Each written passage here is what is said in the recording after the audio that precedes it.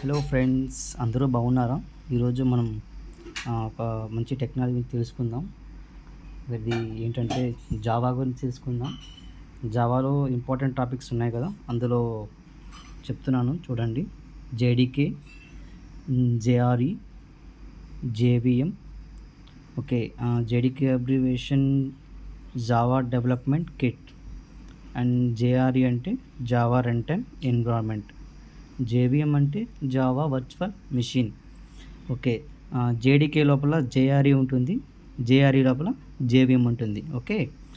అందులో first point ఏంట్రా అంటే Java. First what is Java, ఇక్కడ జావా గురించి తెలుసుకుందాం.